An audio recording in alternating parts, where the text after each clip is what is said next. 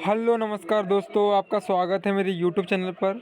जैसा कि आपने थंबनेल देखा, केंद्रीय बजट पेश होने वाला था आज 3 जुलाई को, और उसमें बहुत महत्वपूर्ण बातें रखने वाले थे। 21,000 रुपये पेमेंट वाली देख लेते विस्तार पूर्वक।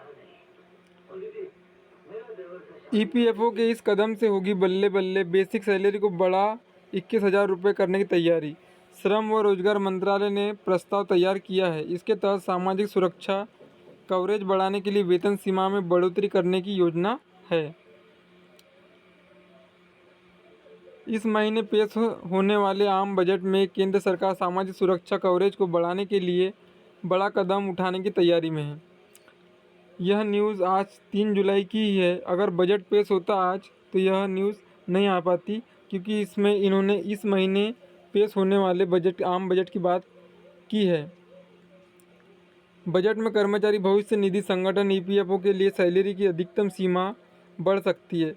रिपोर्ट्स के मुताबिक सामाजिक सुरक्षा कवरेज बढ़ाने के लिए ईपीएफओ में वेज लिमिट वेतन सीमा को मौजूदा 15,000 रुपये से बढ़ाकर 21,000 से 25,000 रुपये तक किया जा सकता है।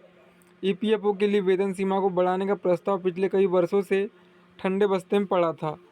अब श्रम व रोजगार मंत्रालय ने इस प्रस्ताव पर दोबारा विचार किया है और वित्त मंत्रालय को भेजा है।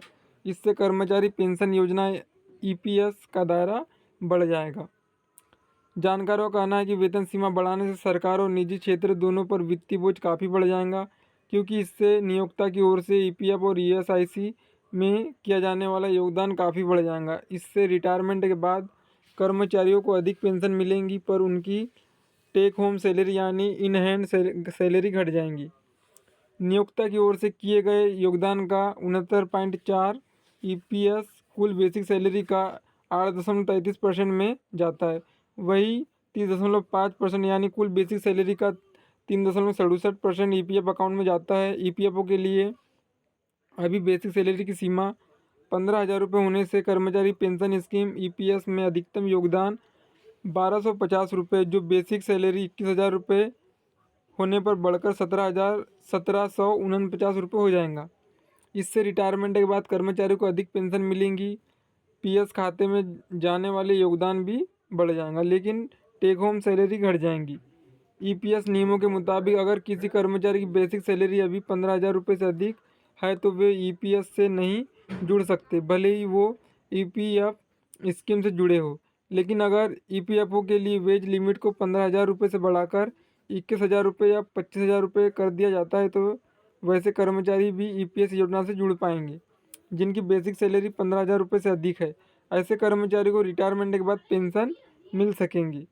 अधिकारियों ने बताया कि यदि सरकार अधिक से अधिक श्रमिकों को सामाजिक सुरक्षा के दायरे में लाना चाहती है तो उसे इस दिशा में आगे बढ़ना होगा। अनुमान है कि बढ़ी हुई वेतन सीमा से लाखों श्रमिकों को लाभ होगा, क्योंकि अधिकांश राज्यों में न्यूनतम मजदूरी 18,000 से 25,000 रुपये के बीच है।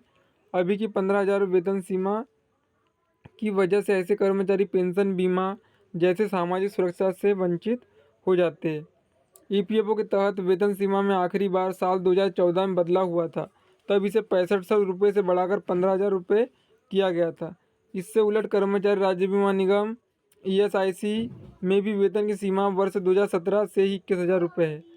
कर्मचारी और नियोक्ता दोनों ईपीएफ खाते में मूल वेतन प्लस महंगाई भत्ते का समान रूप से 12% समान योगदान करते हैं। कर्मचारी का पूरा योगदान भविष्य निधि ईपीएफ में जमा होता है, वही नियोक्ता के योगदान का 8.33% कर्मचारी पेंशन योजना ईपीएस में जाता है और शेष 3.67% पीएफ खाते में जमा हो जाता है। धन्यवाद।